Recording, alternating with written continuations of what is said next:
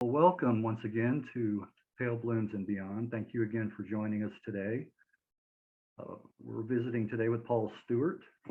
Paul is a classically trained guitarist from England who, along with singer Keith Girdler, were the core duo behind the band Blueboy. The band signed to the now famous Sarah label and later Shinkansen. Weaving delicate melodies with heartfelt lyrics, the duo produced 3 albums and several singles throughout their 10 years together. Blueboy did include at different times support members like Harvey Williams and Gemma Townley. Paul and Keith later recorded as Arabesque and Beaumont with different lineups, both bands issuing recordings on the Siesta label. Sadly, Keith Girdler succumbed to cancer in 2007. In 2020, due to the lockdown, Paul recorded acoustic versions of some of Blueboy's back catalog and posted to the official Blueboy YouTube channel. Well, welcome, Paul. Thank you for joining me today. Good to be here. Good. The band was formed in Reading. Is that your birthplace? Yes, it is. Yeah, both of us. Yeah. Okay. All right. Recall some of your childhood memories then. So Reading was it's about 30 miles out of London to the west. So growing up, we were very influenced by, this was the 70s, early 80s, by punk, and a lot of the bands that toured around the UK often would play Reading. It had a very vibrant music scene when I was growing up, and there were loads of local bands. You could almost see a different band every night of the year. And I met Keith when I was about 14, 15, sort of school leaving age. And we sort of shared a love of bands like Prefab Sprout, Orange Juice, Smiths, Dexys, that kind of thing. I was into sort of more edgier stuff like the Associates, Cocteau Twins, 4AD, Keith liked Factory as well, New Order. And we always talked about being in a band and joining a band. So we set about this. Keith obviously wanted to be a singer. I think that was he wasn't like a showman, but I think that was his lyrics and melody was like his forte. And he loved Morrissey, and as soon as they came out, he was blown away with all that. And I'd started having classical guitar lessons, and was listening to a lot of Django Reinhardt, Pale Fountains, bands like that used more acoustic instruments. Everything But the Girl, like the Eden album, I just played that to death. Oh, that's a great album. Yeah, and that was an early influence on me. There's kind of like, I don't want to say jazz, but kind of pseudo jazz, bossa nova, kind of loose playing that Ben Watt did. I love that. And so we put all of our influences together and came up with various dreadful band names. One of which was the Art Bunnies. Luckily never made it. And we eventually settled on Feverfew. And then we recruited a few people by putting little postcards up in record shops and that kind of thing. We found a bass player, a drummer, and we started writing our own songs and doing gigs in pubs. So this would have been probably about 80, 85, 84, 85, 86. We then sort of saved up enough money to go and do some recording. So we did a demo tape, 4-track demo tape, and a flexi single. We recorded that down in this place in Weston-super-Mare, which is on the south coast. The studio, which is still there. And then this was a time when people read fanzines and they'd go to gigs and they wore badges, and this is all pre-digital age, pre-internet. Right. So very little of this actually survives. It's all kind of in our memories, really. And I've got a box full of set lists and gig tickets and posters and things. So yeah, it's a very good time, very enjoyable. And we did another tape with about 8 or 9 songs on. And but Keith and I were a little bit disillusioned. We wanted something a bit more serious. So we sort of disbanded. And he and I. Yeah. What were some of the influences that other members brought to the band, Feverfew? Yeah. Okay. So there were probably influences like some of the bands around that time, like the Brilliant Corners, Chesterfields. So still great records, good bands, but it was very sort of throwaway pop. And I think Keith's lyrics, he wanted to be a bit deeper. Right. And I wanted to be a little bit more imaginative with the instrumentation. I would love to have had a cello or a flute here and there, but we were sort of in this pop mold, this sort of indie pop mold. And you can't really do too much beyond that because people don't really take you seriously, which is fair enough. Right. So we wanted out. You wanted to distance yourself a little bit from.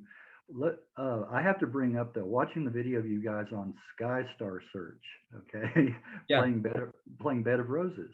Yeah. Okay. How did you get on the show to begin with? Okay, Keith knew a lot of people. He had this little contact book of various dodgy people, and he just came to rehearsal one day and said, "Oh, I know someone who knows someone who knows someone who's a producer." And Sky TV was this new thing back then. This was when we only had like 3 main channels on TV in this country. You had like cable TV, it was coming through. Right. And there was a show called Sky Star Search, which is probably like the America's Got Talent sort of talent show, but obviously way smaller, more low key, and quite amateurish with scenery that was wobbling and this kind of thing, and people running around with headphones on. And he said there's a spot for us if we want to go and play on this TV show. So we said, okay. So we got a minibus together and drove up to London.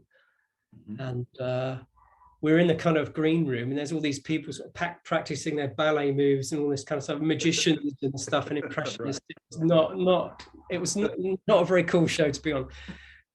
It does exist on YouTube somewhere, I think. Yeah, that's where I saw it. Yeah. So that our TV career began and ended with that appearance. That's how that came about. Well, you can hear a little bit of the seeds of Blueboy in that song, though, Bed of Roses. You can hear that. So after that, there was no offers of management or record contracts that came through. No, absolutely not. Not surprised either. No, it was okay. We played it completely live, and they wanted to know if we wanted to mime, but A, we said no way in principle, and B, we hadn't recorded it, so we had to play it live. But yeah, it was kind of it was a slightly more mature writing style, I think, that song, and it stands up quite well. Right. Another song, Answered Prayer. You mentioned Morrissey earlier. It's very much in the Morrissey Smith's vein. Yeah, definitely. Yeah. Again, that was one of the latest songs, and Keith's vocal on that is fabulous. I think lyrics and the melody. Yeah. That's another good track. So you guys, Blueboy was formed in 1989. Who came up with the name? We came up with it as we were driving to the studio to meet Matt and Claire. So he had this whole list of band names and he just reeled them off, and they were all awful except Blueboy. So I said, okay, let's go with that. And there's some speculation about sort of what it means. I mean, there are various sources, but I think it was an Orange Juice song. It was a magazine in the 60s, I think, and painting by Gainsborough. But I think it just looks good written down, and it kind of sums up who we were quite well, I think. Right. I think so too. Do you think it kind of evokes that kind of a little bit of melancholy? Speaking of melancholia, a little more downbeat, kind of melodic, Yeah, for sure. Yeah, definitely. Yeah. So how did you come to sign with Sarah or come to a mutual agreement? In my interview with Harvey Williams, he said there was not a contract per se. Is that correct? That's correct. Yeah. I don't know of any bands that actually got any ink on paper. It was just a very, very good understanding based on trust and friendship. And we loved their records, loved their politics, their attitude. And it came about, I got a phone call. I was still living at home at the time on a Sunday afternoon. and Keith said, I've got a bit of a shock for you. We'd just done this 3-track cassette that we'd recorded, just him and I, and a friend's shed, who had a 4-track down the bottom of his garden. And unbelievably, he'd sent it off to Matt and Claire in a little envelope, and they wrote back and said, we'd like to record 2 of the songs on there. One was Clearer, the other was Alison, which became the first single. Right. Well, speaking of Clearer, it was home recorded, like you said. Explain the process of recording. In the studio? Yeah, the home recording, right. Oh, the home recording. So we, again, another acquaintance of Keith's had a 4-track studio that was building. So he'd said, if you want someone to test out all your gear, we'd happily come along. So we got some free recording out of him. It was one of these Tascam cassette recorders. This is tape. Yeah. And no Dolby or anything, so the hissing was so loud. But first of all, I put down like a drum machine track, and then played guitar on top of that, and then bass, and then we did the vocal. And then I think we had one more track left for a few effects. That was it. That's your 4 tracks. Yeah, your 4 tracks. You've got to get it all in 4 tracks. So that's basically how we did it. That's the demo tape we sent off to Matt and Claire, but then they obviously wanted us to go to a professional studio to record it properly, which became the record. Which became the actual record. We'll talk about the songwriting process between you and Keith. How did that go typically? Okay, typically I would send Keith a cassette of maybe 4 or 5 ideas for songs. Not 100% complete, but sort of most of the way there, with what I envisaged as being an intro, maybe a verse and chorus section. And I'd play quieter throughout the song so that he could put some vocal on top. So he would play the cassette back and record himself singing on top of it and send me the tape back. Again, this is all with mono cassette recorders, the type of thing you have under your dad's bed, with a lead. And I would listen to what he put down, and then we'd get together in a couple of weeks on a Sunday afternoon, have copious amounts of tea and biscuits, and just he'd be there scribbling lyrics, and I'd be making changes to chords, and so eventually we'd have these songs would start to shape together. And then we'd try and understand where maybe sort of the drums would be, or overdubs and bass and that kind of thing. And then we'd take it to the band in a rehearsal room, and we'd play through things. And then people would add their input and their contribution. And then gradually the song starts to take shape. Now, in the actual recording studio, the first time that you were there, was that a little bit intimidating? Yes, because we'd done all this ourselves and paid for it ourselves. But when we had this kind offer from Sarah, there's this added responsibility on your shoulders that you obviously want to make it sound as good as possible. Right. And time is very expensive in a studio. Yeah. So to combat that, we would make sure we were extremely well rehearsed and not really leave that much room for error.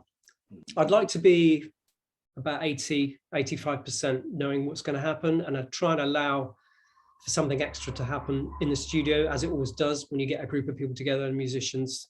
Someone just says, it just doesn't sound right in this part, or this is empty, or it needs something else. And that's where sort of sometimes the magic can happen, and you need to allow for that. Right. Well, we mentioned Harvey Williams earlier.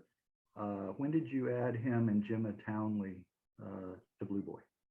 So Gemma was recruited first because it was just guitar, bass, drums and vocals, and we needed this other dimension. And we put an ad out for a backing vocalist. Keith works really well with female vocalists. His voice just lends itself very well to that.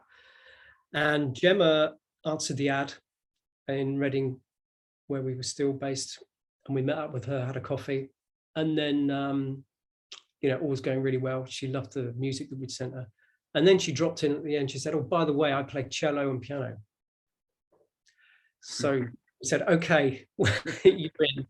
So then at that point, we were working on the first album, If Wishes Were Horses. Mhm. So there was lots and lots of space for her to add instruments. And I was very excited because then I started to write with her in mind a bit more. Yeah. Ask her to put layers on and different things and vocals in certain areas. So yeah, Gemma really brought that album alive. And then Harvey, through the label, you know, we were chatting to Harvey, and he said he'd love to join us, which was brilliant. So he recorded some vocals and I think some guitar on the first album. He was just coming through as we were just finishing the album, I think. And of course, when you play live, it's really hard to make that balance between, in the studio, you've got the luxury of layering many, many instruments. But of course, if you go out and play live, you've got to reproduce that.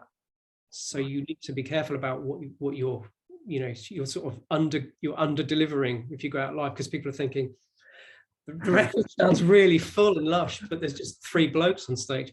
So having Harvey on board and Gemma was great, because when we went out and played live, some of the songs like Meet Johnny Rave, you know, the second guitar on that is amazing from Harvey.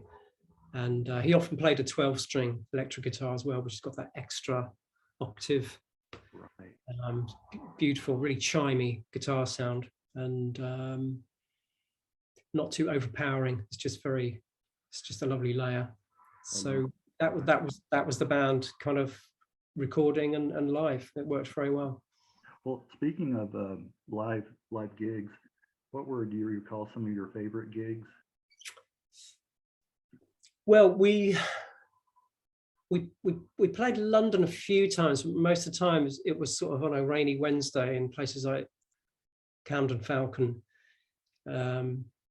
with you know, 50 odd people drinking beer, chatting. You have to play over the chatting, but I think that's quite good for you to sort of cut your teeth in those kinds of places. Right. We did a tour fairly early on. I think it was in 92, was it 93? And we played around the UK, and one place in it was either Manchester or Liverpool, I can't remember, but a few days prior to that, they'd had a fire. It nearly burnt down, and the fire brigade, as they have protocol, they completely drenched the entire inside of the building with water. And when we arrived, it was black inside and still dripping.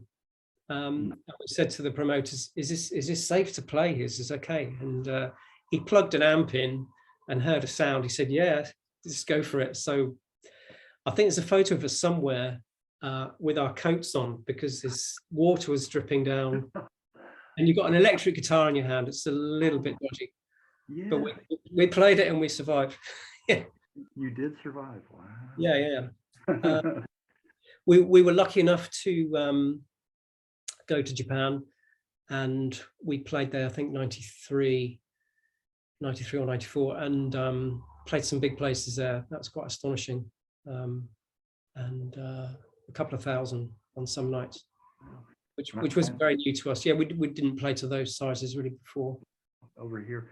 Yeah, I imagine. I've heard that the Japanese fans are very you know, into it. I mean, really get excited.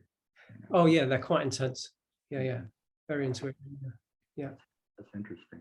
Yeah, you know, hearing about some of the, you know, like supper clubs that some bands when they first start out playing, and then, you know, people are like, you know, could you turn it down? I'm trying to eat here.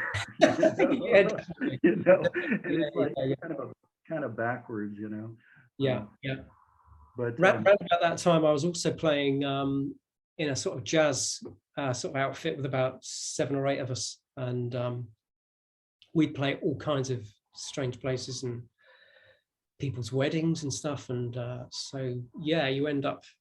And I was just thinking, 2 weeks ago I was playing to 2,000 people in Tokyo, and now there's 35 people here at a wedding. It's quite odd. Yeah. Speaking of that, what was your smallest audience? Do you recall? Smallest, I think probably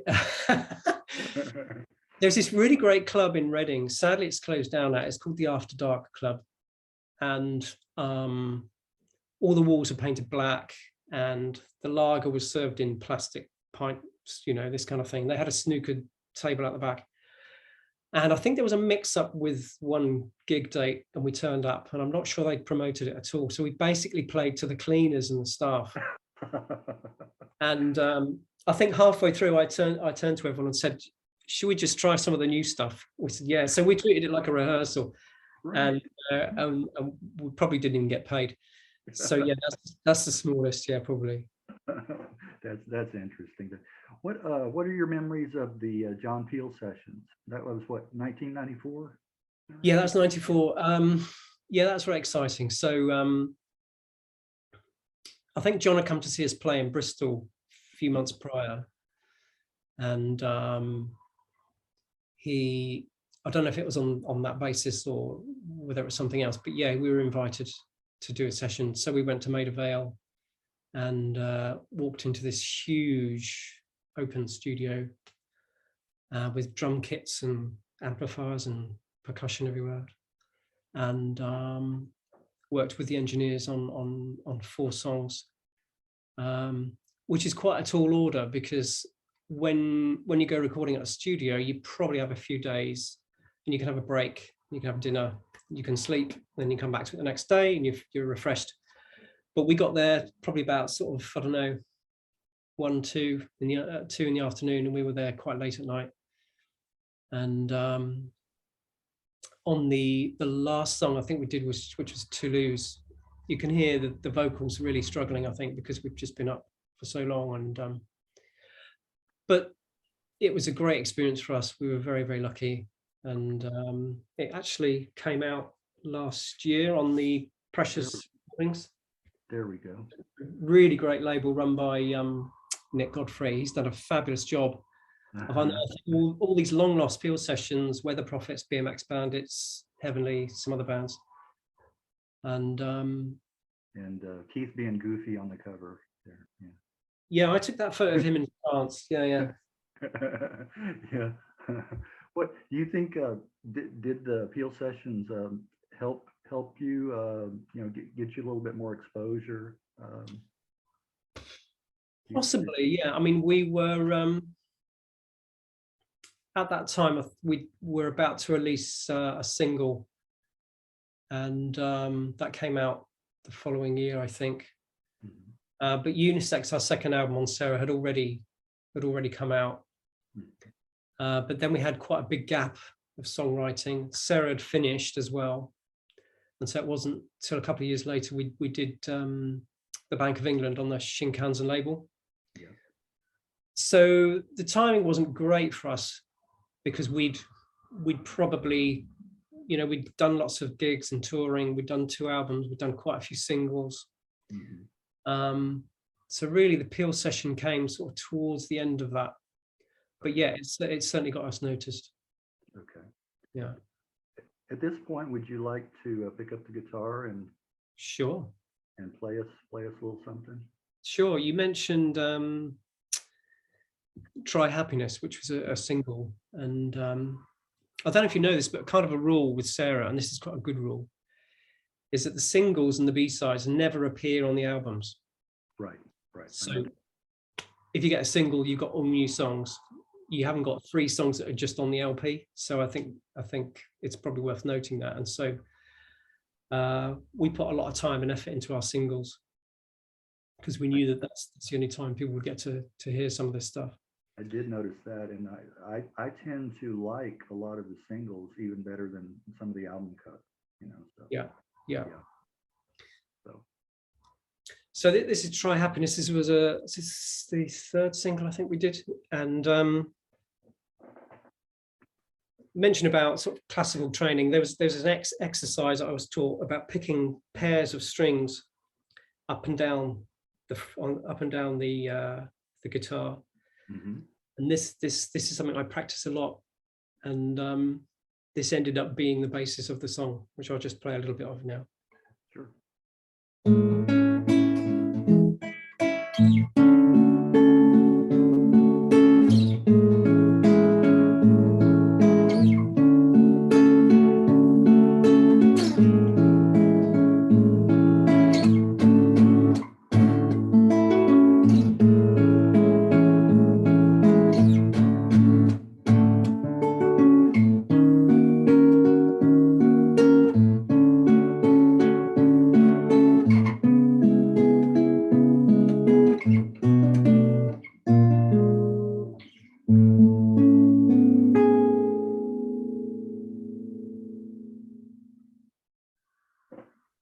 sounds really good, real clear coming through.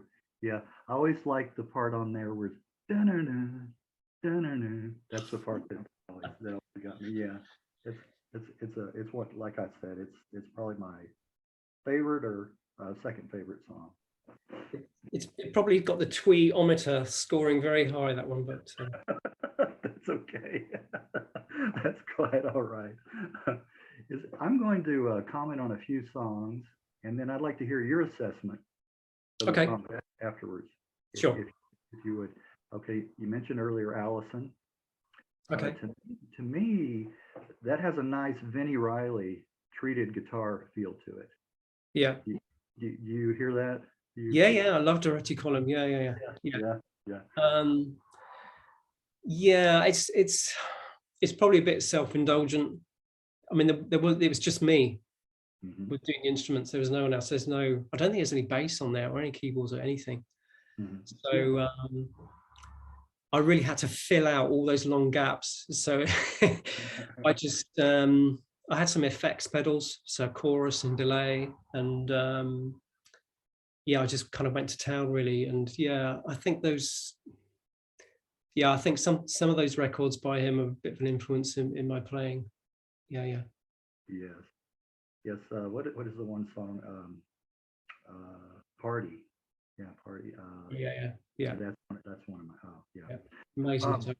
Yeah, really great guitarist. Fearon, is that how you pronounce it? Fearon. Fearon, yeah. Fearon. I like the Spanish style guitar in that one. Okay. So yeah, so that was recorded, I think, at the same time as Clearer, and that was myself. I did the bass and the guitars on that, and Lloyd was playing drums. Yeah, I guess that's my kind of Pale Fountains influence, Just a Girl, that kind of thing, and a band called Weekend. They've had Weekend, The End of the Affair. I mean, that starts with classical guitar. I really felt as though classical guitar never really got,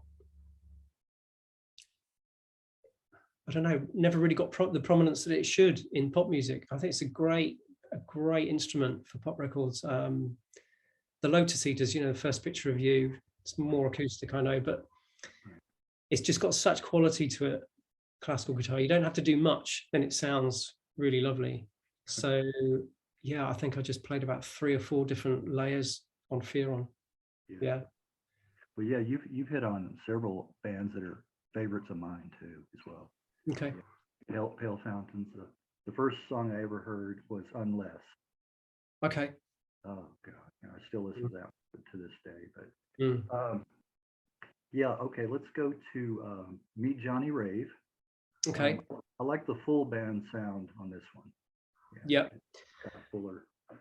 This song is a great example of how the cello, Gemma's cello, lifts that song up. It's not doing too much. It's not really behaving like a cello. It's playing almost like a bass part, and but in those verses and chorus, it just sounds absolutely brilliant. I have to admit, put my hand up and admit that the middle section, the thrashy section,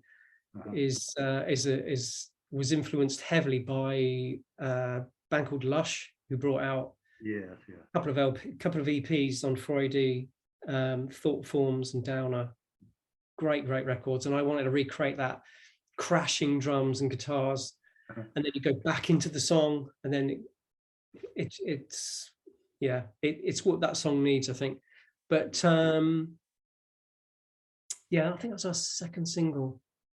It sounded good live. That we liked playing that live. Yeah, I know. Yeah, that would be good live. And then Dirty Mags is shows that you guys can rock out as well. Yeah, that's a much later one. So that's one of our last singles, and I think what you're listening to there is the culmination of us playing a lot of gigs and touring a lot, and we wanted that live sound on the record. So we said to the engineer and producer, look, you just record how it sounds. Don't don't fluff it up. You know, if the guitar's feedback and there's squeaks and scratches, just leave it. Just leave it. And that's pretty much how it is. There's a bit of distortion on Keith's vocals because he wanted that kind of Johnny Rotten sort of sound. Right. And it's quite an angry lyric as well, and it's quite punky, I guess. So we're sort of 25 years too late with that, but but yeah, I guess it's a bit of a sort of darker, dirtier side of the band. Right. Well, you want to mention what Dirty Mags is really about? I mean, I know a lot of people have an idea, but that's yeah, it's about the gutter press. Right. Yeah. Right. And I think the opening lyrics are white shirt, wrap around black shades, a dickhead from the Star, which is the Daily Star, which is a tabloid. And I can't remember the rest of the lyrics, but yeah, it's pretty much about media. Yeah. And comparing a newspaper to a dirty mag in English kind of parlance is a pornographic magazine. Right. Yeah, but it's not really about that. No. No. Here's a countdown now to my all-time favorite Blueboy tracks. Again, I want to hear your comments. Okay. Starting with number 6. Okay, not number 10 or 20. Number 6. Well, I've already done 4, so okay. Fleetway. I like how the vocals echo each other and offset each other. Yeah. And the guitar at times almost sounds, I don't know a better way to put it, but Asian influence. Yeah. Fleetway is all about the vocals. It's absolutely brilliant what Keith and Gemma did. They're both singing different lyrics. One's coming from one side, the other's coming from the other side. And Keith saying in the chorus, a boy alone, and Gemma saying a girl alone. Right. In the chorus. Yeah, and the guitar licks on there. Yeah, I guess there is a little bit of an Eastern influence. I just wanted to do some slides up and down and change it around a bit, switch it around a bit. And then it drops right down for the vocals because we want, it's important for people to listen to the vocals. And some really good singles in there. Some lyrics, sorry. Yeah. Well, that's what I meant to say. Eastern sound. And then number 5, coming in at number 5 is Joined Up Writing, and this is where I heard it first. Ooh, gotta plug that again. Writer, which is on the Bank of England. Yes, it's on that one. Yes. From 1998. Sorry.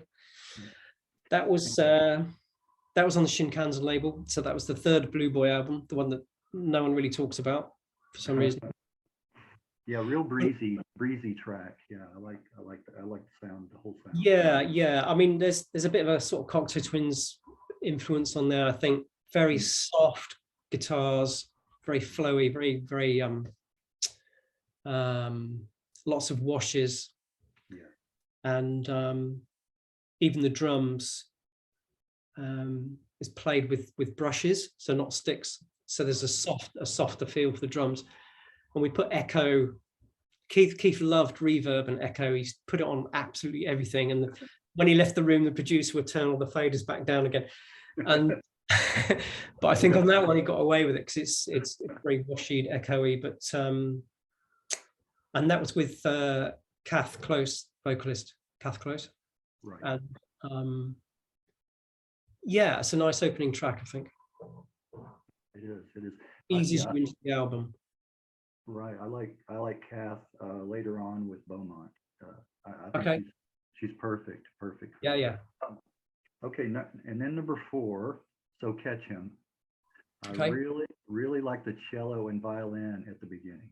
Very classically sounding. I think it just sets the tone for the song. Yeah. So a bit of a story with this one, how that came about. So I come up with the song being the guitar parts, which is basically two bits, which is the verses.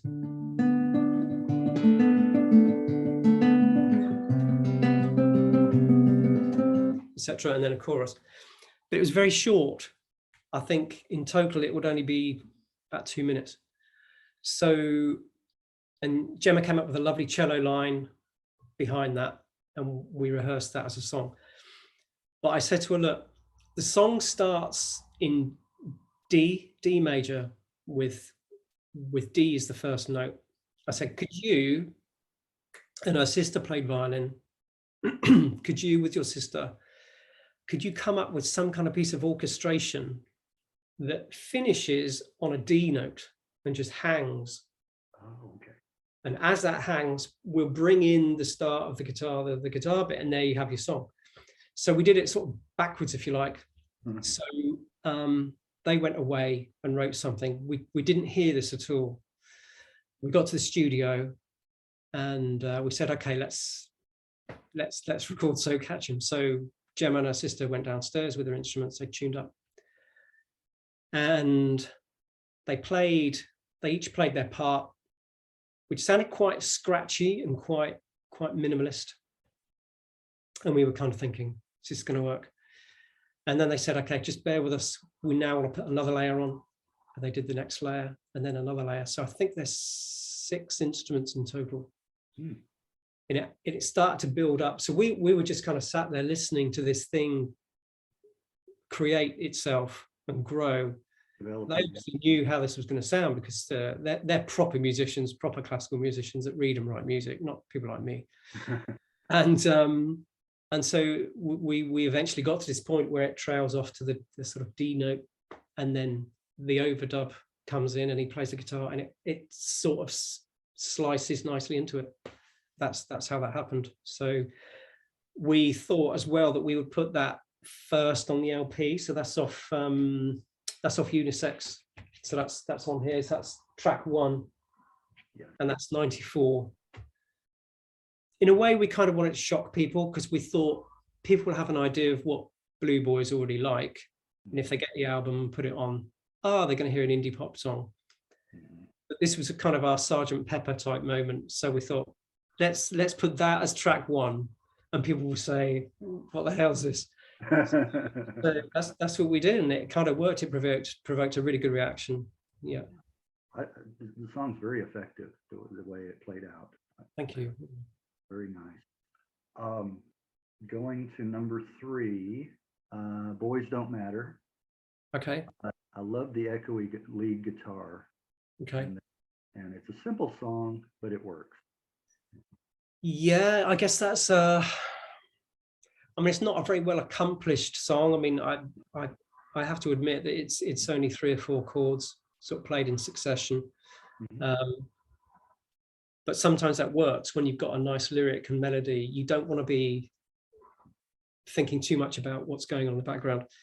And then, of course, the outro section is more Vinnie Riley, Cocteau Twins kind of esque guitar. Yeah. And it's a big fade out, and it builds to a sort of fade and a big sort of finish. Yeah, I mean, recreating something like that live was pretty difficult, because it didn't have all the extra effects and overdubs. Right. But I think people like it as a melody and as a song. Yeah. Yeah, the melody does stay in your mind a long time after hearing it. But yeah. And then the song that you played a little bit from earlier comes in at number 2, Try Happiness. Okay. And then at number 1, Melancholia. I like everything about this one. Oh, really? Yeah, Keith's lyrics, the story. I love the story. He's telling a story. Your guitar. And I think, again, some of the best Blueboy tracks are just you and Keith. You know. Thank you. Thank you for saying it. Well, what can I say? About halfway through the band, Keith moved down to Brighton. Mm-hmm. Brighton's on the south coast, and I was still in Reading, so it's a good hour and a half drive. So we didn't meet up as often as we could, unfortunately. But when I went down there to stay, I'd take my guitar and we would just almost go back to how we used to write songs together in the lounge or in the bedroom with a cassette player. And I had these chords, which turned out to be Melancholia. I sort of played them, and he'd come up with this melody and these great lyrics. I mean, it's very bittersweet, but great words.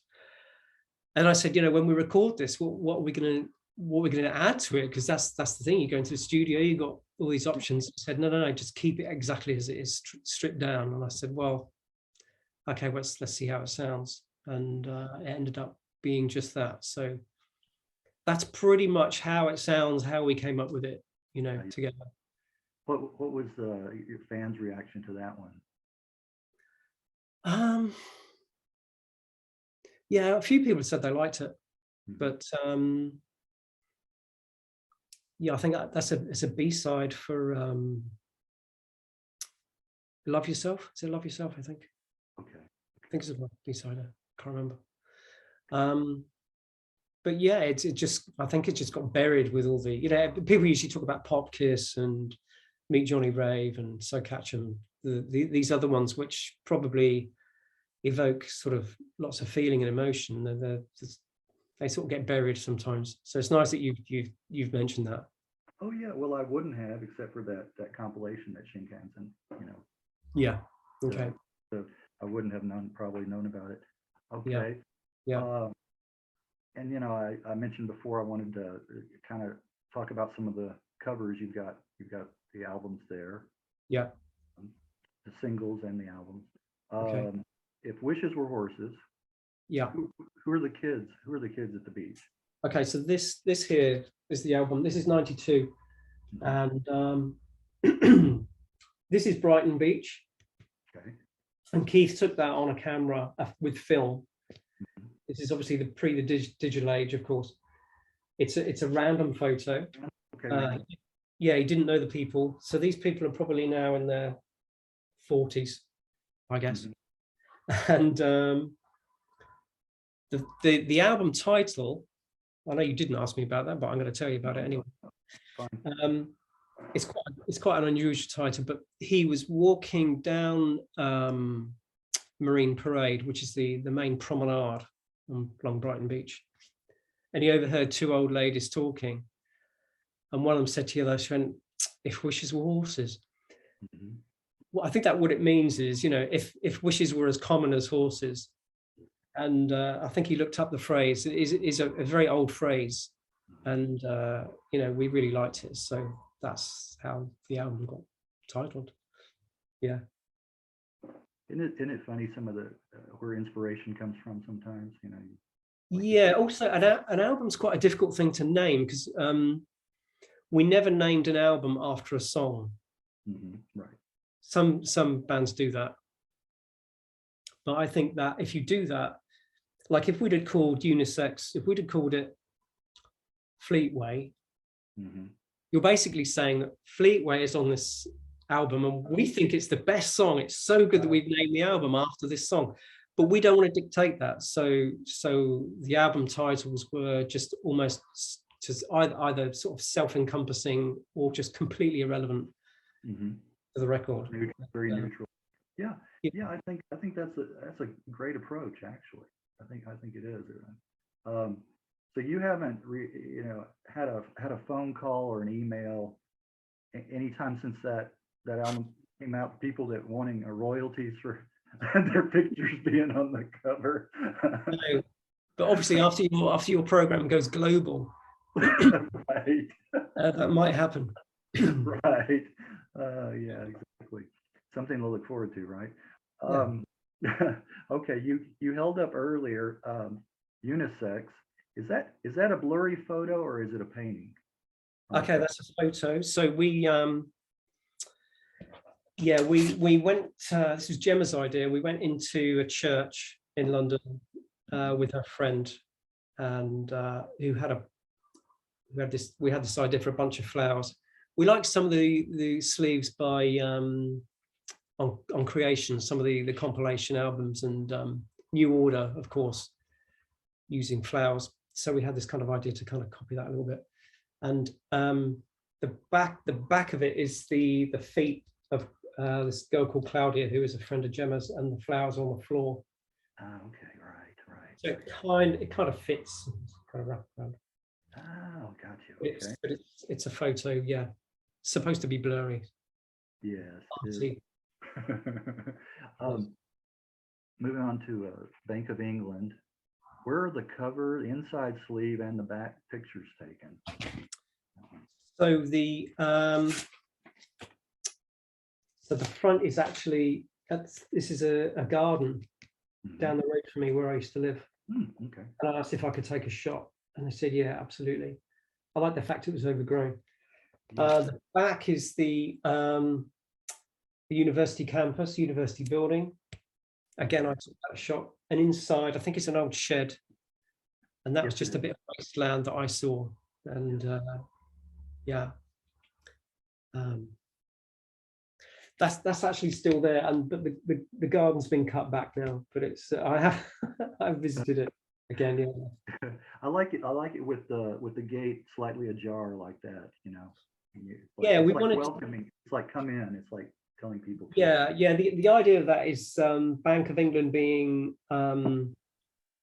sort of green, lush, great outdoors countryside is like the wealth, is like the richness of the country, the Bank of England. So it's not about money, it's about that's what it means. Okay. Now clearer, the cover of this one reminds me of the cover for, are you familiar with Eyeless in Gaza, the band? Very, very much so. And yeah. Okay. Rust Red September. You can say Rust Red September. Yes, exactly. Yes, exactly. And I'm wondering if it's not the same. Well, you got my. It's not the same. It's not the same, and it's a similar idea, but it's again, Keith took this photo, and what he did is he photocopied it to death, so that eventually it became this kind of looks kind of digitized somehow. Right. But he just kept re-photocopying the copy, so that eventually the quality of it sort of lessened. Right. And then we sent it to Sarah to say, we'd like this as the sleeve, we want it in red. And they worked their magic. Actually, Matt from the label did a lot of the sleeves, did a lot of the work. He's a very accomplished, although he won't admit it, he's quite an accomplished sort of designer, and with typefaces and layout and composition. He's got a real talent. Yeah, he did a lot. He laid out a lot of our sleeves. Yeah. It was just coincidental with the same red color. And I was like, wow. That's the first thing I thought of. Yeah. Pop Kiss. Now, who are the boys on the cover?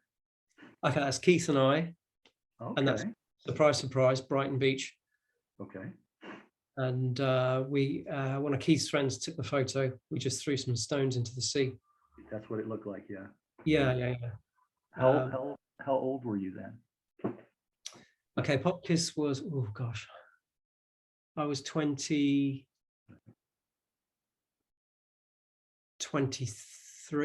24. Okay. Yeah. So the pictures were taken at the same time of the album. Okay. Oh yeah, pretty much. Okay. Yeah. All right. Okay. Yeah. That makes sense. Now, Meet Johnny Rave is not so much about the cover, but who is Johnny Rave? Johnny Rave is all about a kind of 1960s kind of pop star who's been sort of pushed and shoved by management and media. And I think Johnny Rave, Eyes Like Treasure, was a boy made just for pleasure. So it's kind of like that kind of pin-up type idea. But what he wants to do, he wants to be a proper musician and actually do something creative, but he's getting told, no, just go over there and have your photo taken. That's pretty what it's like. But there are some really good lyrics in there. One is Proust, like you hypnotize oceans, Fab 208 love potions, and London is full of itself and such misery. But sadly, Keith's not here to ask what that actually means. But it rolls off the tongue very well.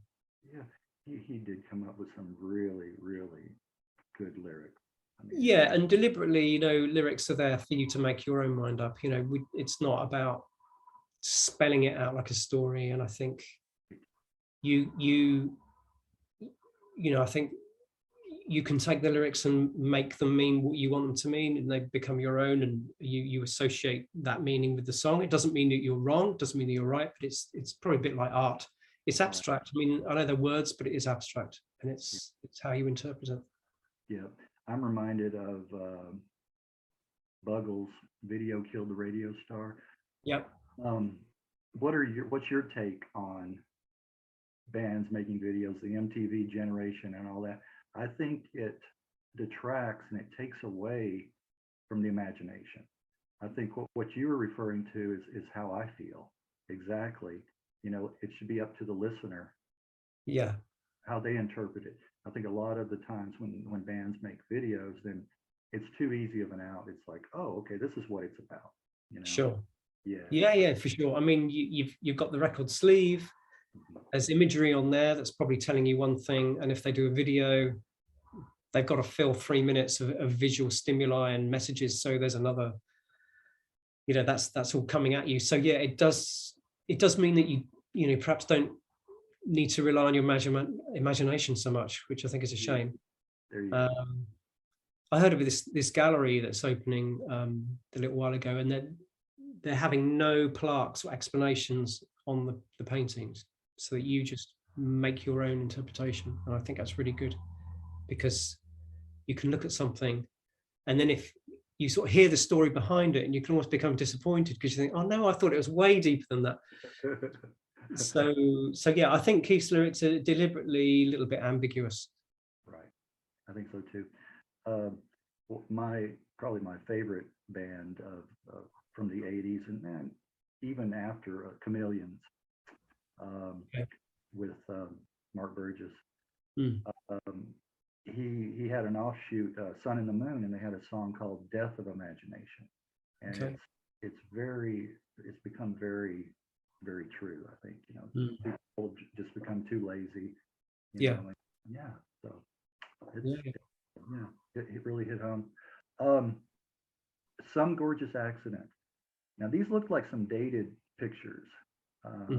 Where were the pics on the front and the back, and when were they taken? So this was this is the EP. Yeah, this is a single.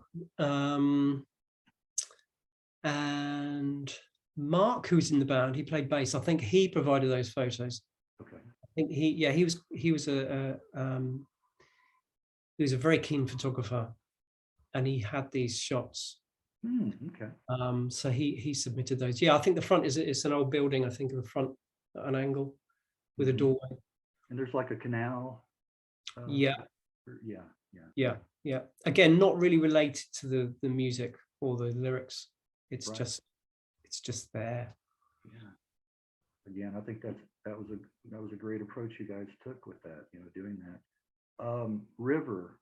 That's a junkyard, right? And yeah, I took that photo. Yeah, with a camera. And I had a sepia film, and I took a lot of shots of a car junkyard, and because I thought they looked.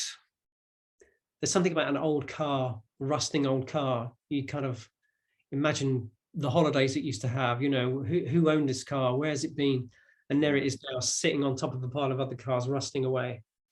And again, it's nothing to do with the song, all the songs on there, but just sort of fitted well. And I sent those to Matt, and he put the brown board around for the single, and with the band name in white. I think it works really well.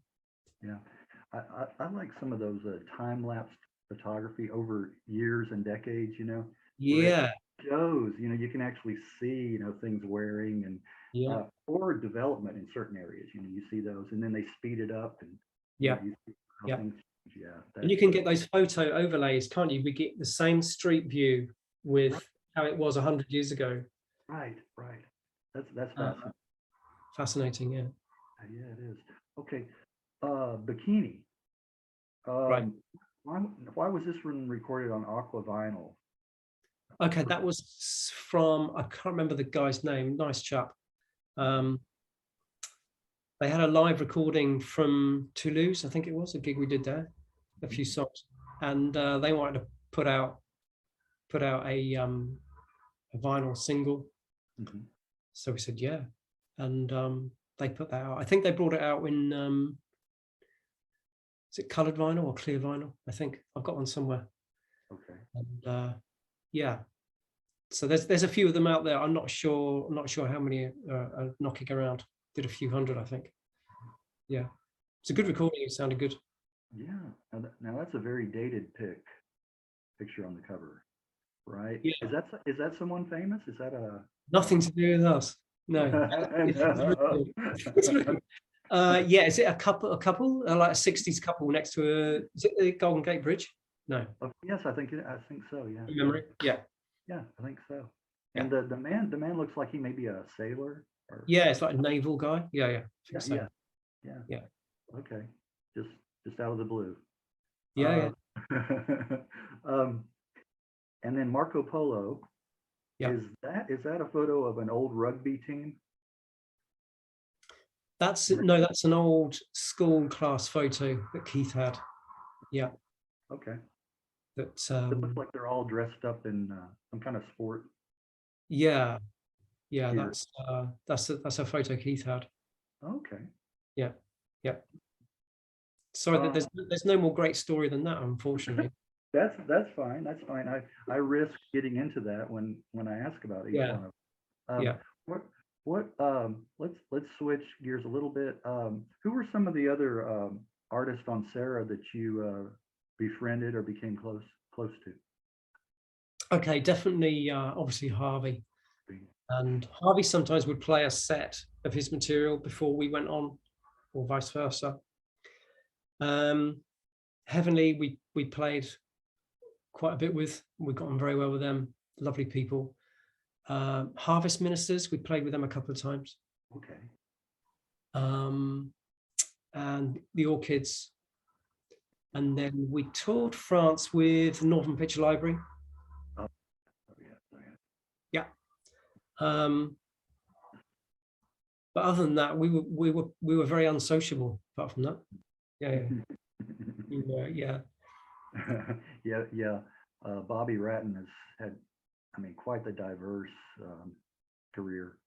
Yeah. So many different bands, but yeah, he's a great songwriter. Yeah, definitely. Yeah. Let's move on to Arabesque. 1995 to 97, right? Okay. Yeah. Okay. And you and Keith released a couple of EPs, both on the Spanish label Siesta. Yes.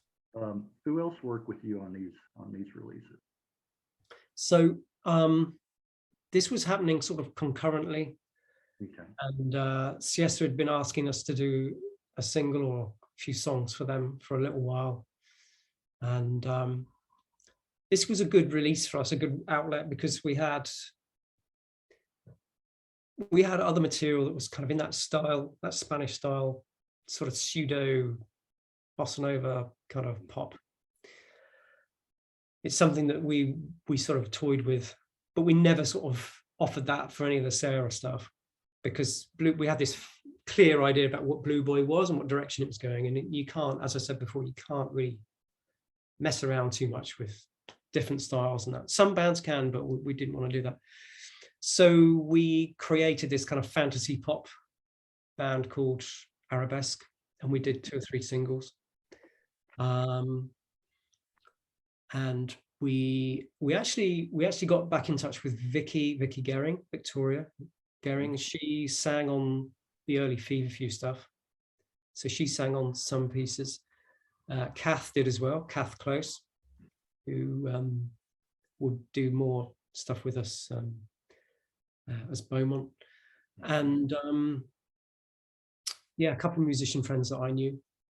And Yeah, we put out I think it was 3 singles. We didn't do an LP, but we did 3 singles, and we were on some of their compilation albums.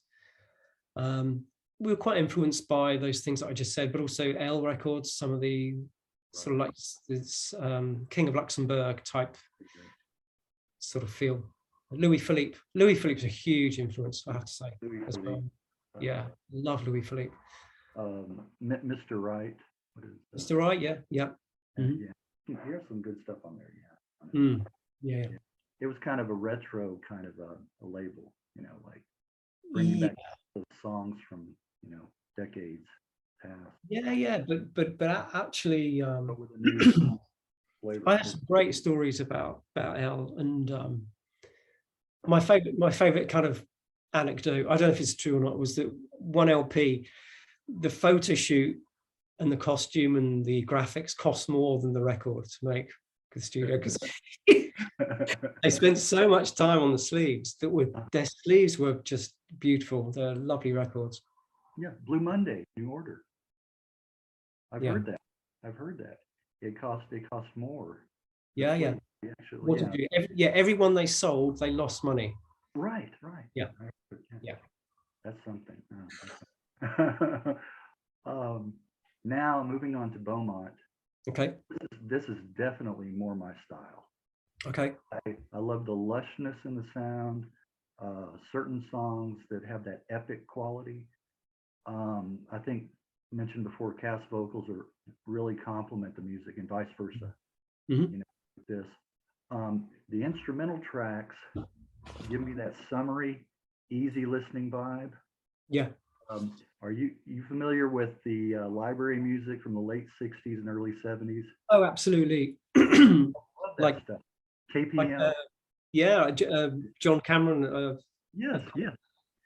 And exactly. we were listening to a lot of lounge music, and I've always loved Bacharach. Right. And John Barry, that kind of thing. And I got some music from Bacharach, some sheet music, and was looking at the sort of song structure and how he used chords in very, very unusual ways. And it's really played an influence in the writing at that stage. And I think, the first album we did, which I've got here. So this came out in 2000, I think it was. So it came out on CD, but they did a limited edition. Yes. That's the one I have. That's you have this? You have the white vinyl? No, it's the CD. I have the CD. So you need this. Okay. Actually, the CD. Okay, so we said to Siesta, Blueboy pretty much finished, and the label had finished. Sarah had stopped producing records, so we were a little bit. We'd done an album with Matt's new label, Shinkansen, but we were a little bit disillusioned with where we were going and our songwriting. We just wanted to start again, and we picked things up with a clean slate. We just concentrated on the thing that we loved and was listening to at the time, which all that kind of thing. And luckily, Siesta said, just record an album whenever you want. They'll book the studio. So we had a lot of these songs ready because I've been writing sort of all the time in the background. And we started recording that in 1999, and it came out the year after, and got really nice reviews in the press, which was good. And of course, everything said ex Blueboy. We were thinking, this doesn't mean it sounds like Blueboy. We're doing something different. But I mean, the essence of what we are is in those songs. That doesn't change. Right. Well, that's what led me to pick up the CD, because I saw it was ex Blueboy. I think that probably helped a lot of other people as well. But on that CD or album, my favorite track is Cross Country. Okay. It's got such epic beauty, and the goosebumps come right after Keith says, It's just words and times and a desolate sea that's keeping me away. You Yeah. know, it's like, and then Cass' voice just soars, and it's just Yeah. both times in that song, it's just like, wow, Yeah. you know, Yeah. perfect. Yeah. Keith was something I'd say about Keith, and this is not meant to be unkind.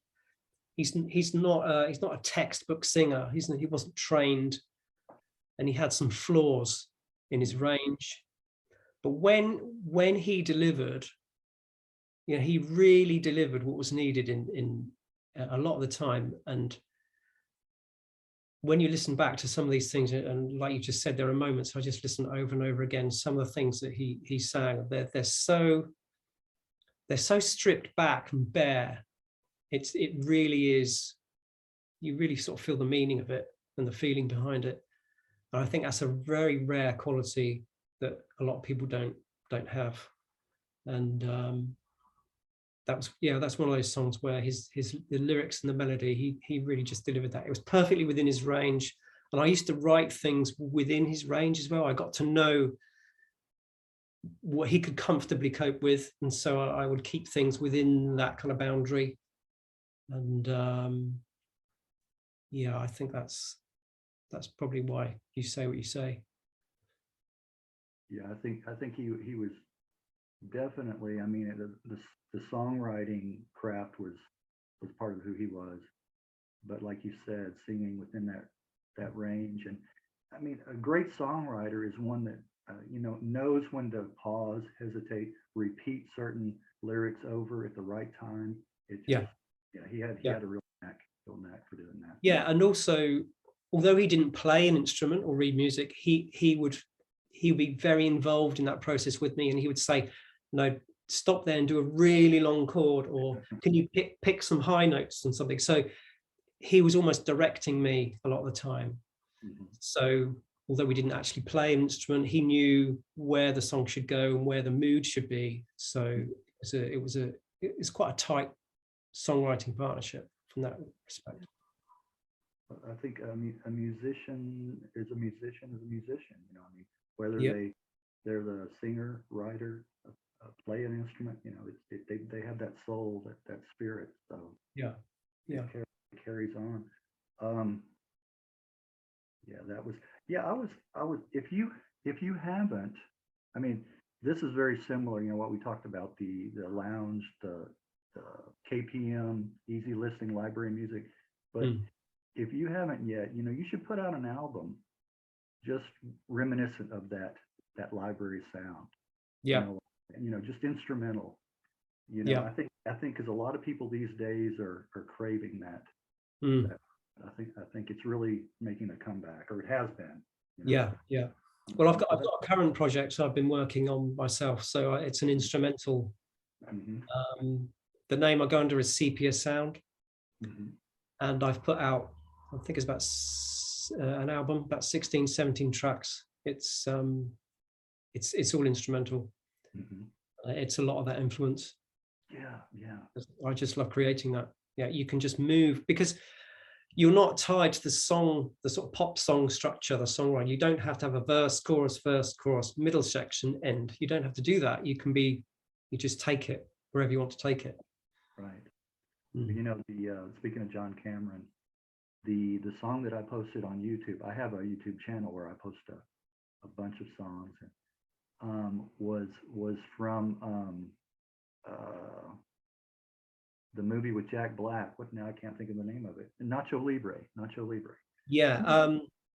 And it's Half Forgotten Daydream. Yeah, Half Forgotten Daydream. Yeah, which was totally out of place in that movie, you know. But the producer, I guess, or maybe Jack, I don't know, liked it and put it on there, and that's where I heard it and posted it, and it's got the most views of any song.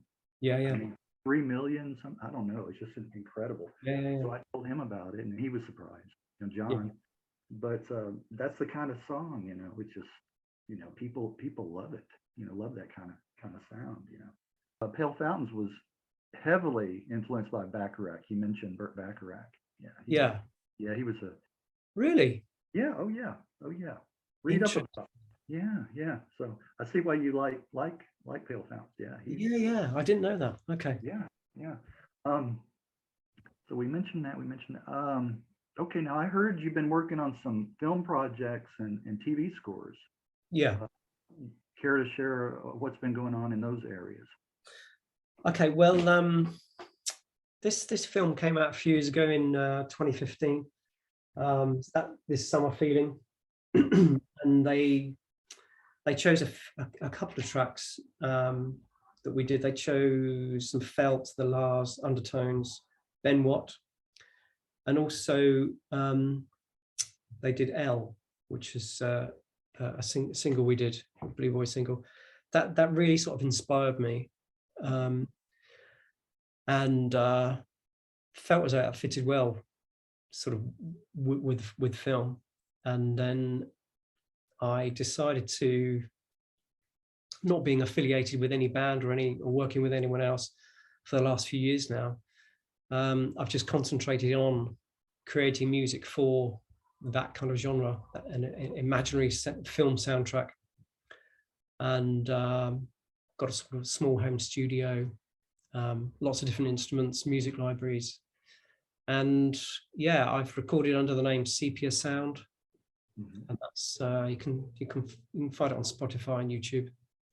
So it's just instrumental work that I've just been working on. It's not really in any one direction or the other. There's some classical instruments there. There's some more sort of indie punk kind of stuff. I think I was saying to you before that there's a lot of freedom with that, because you're not saying you're a rock band or a jazz band or an indie band. It's kind of whatever you're working on. And I listen to a lot of different music, as I'm sure you do, and a lot of your listeners do. And so it's a really easy way of just thinking, well, you wake up and this weekend I think I'll work on a bossa nova track or something, and it kind of just fits with that overall sort of mold. Yeah. Well, it's great. I mean, that you're still very active with music and continue to write, like you said. I think it's one of those things. I've heard this. Even before I was doing interviews, people say if it's in your blood, then it's you've got to do it. It's just yeah one of those things. Yeah, what about? Oh, go ahead. Were you going to say something? No. Okay. And then you've been working with some up and coming jazz singers as well. Yeah. So I've had a sort of couple of band projects I've been working on back in the past, and did a few gigs. Also recorded under the name Edwardia, and that was almost like a baroque pop type outfit, influenced by sort of new English folk and bands like Shelley and Orphan. Oh yeah. You know Shelley and Orphan? Oh yeah. And so yeah, I've been doing a bit of everything really, but no recording, no labels. And this is the thing now, we live in a time now where, because anyone can just start their own YouTube channel, get on Spotify, start recording, it's great that people can do that. You don't need to rely on the industry to kind of get yourself out there. So yeah, I've been doing a lot of that. Yeah. If we were to check each other's, favorite bands and all that, I'm sure we'd have a whole lot in common. Yeah, sounds it. The stuff that we like and have liked throughout the years. Yeah. So you, as mentioned in the intro, you spent what I would guess to be a great part of the lockdown recording acoustic versions of Blueboy tunes. Yeah. How many did you re-record? I think I did 5 or 6. Yeah. It seemed like the perfect opportunity to do that. Everyone was, the world over, everyone was kind of stunned into this sort of new way of living and trying to survive at home. And I just thought it was a good opportunity to just play these things at home and outside. And thought I'd put them up on YouTube, but it got a lot of comments and people seemed to like it, so I did a few more. I did a Christmas version of Stephanie.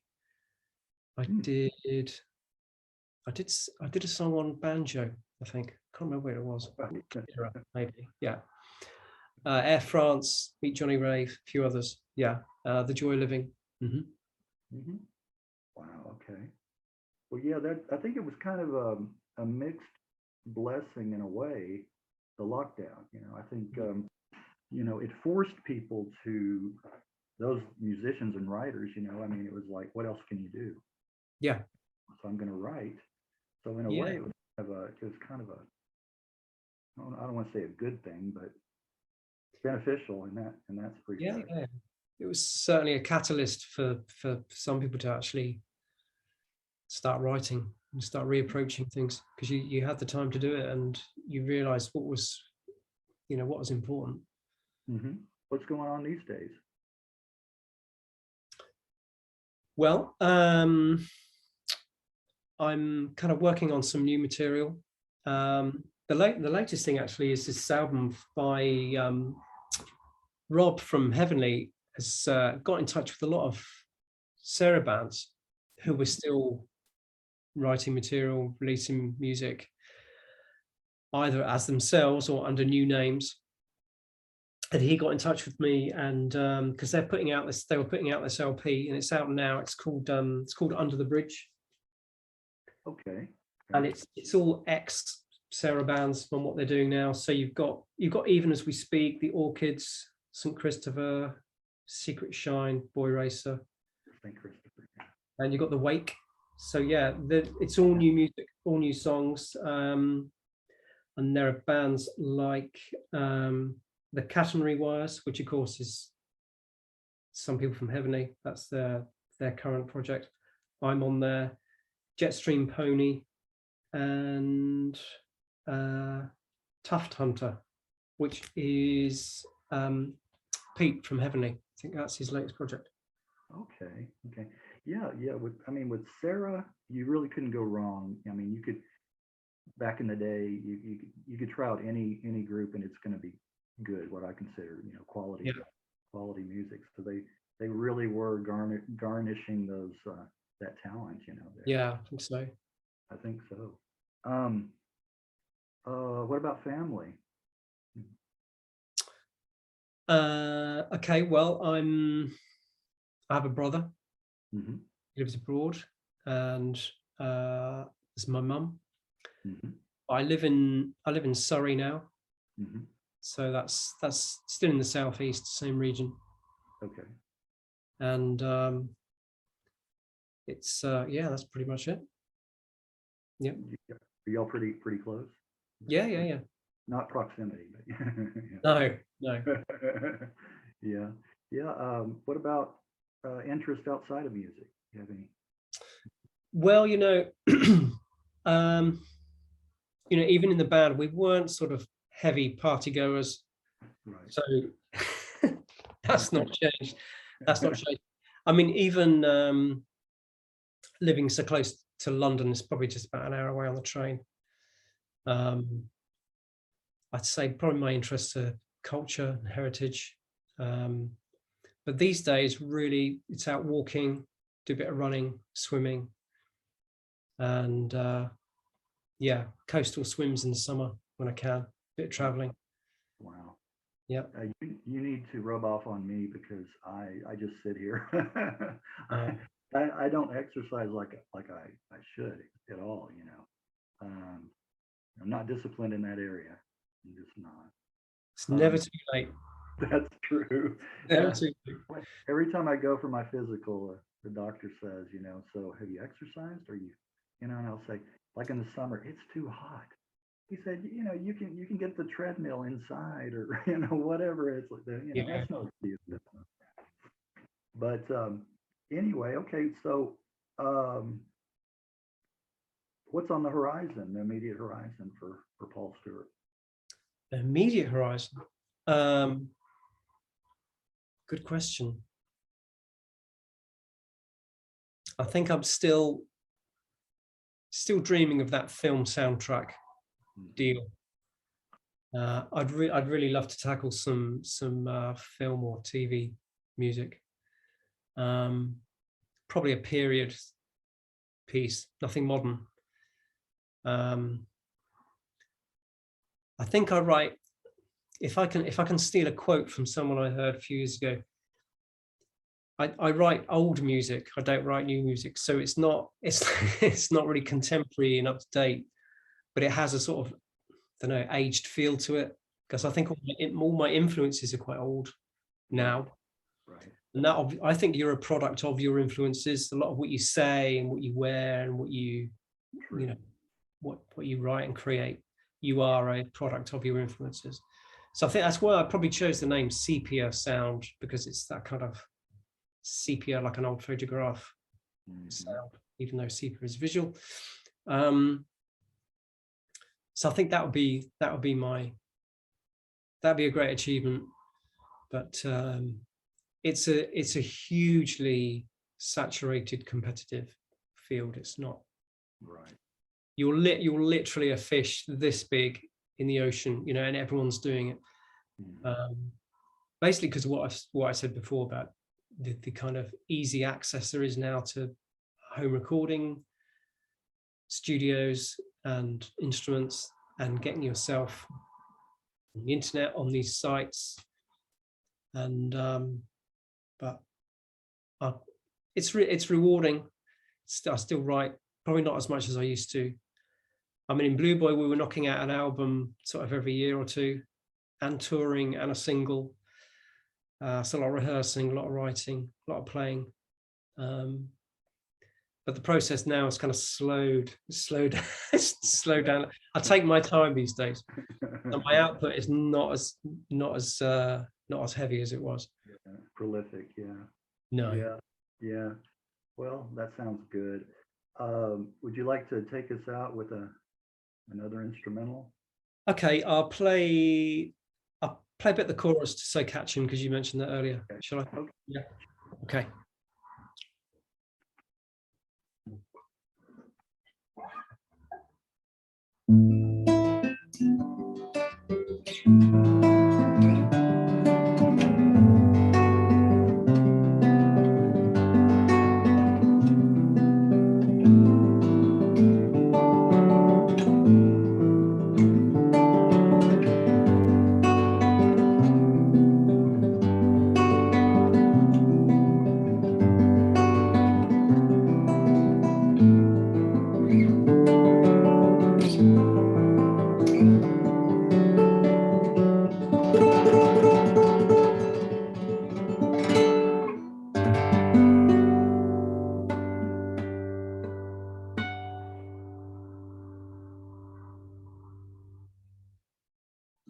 There it is. There it is.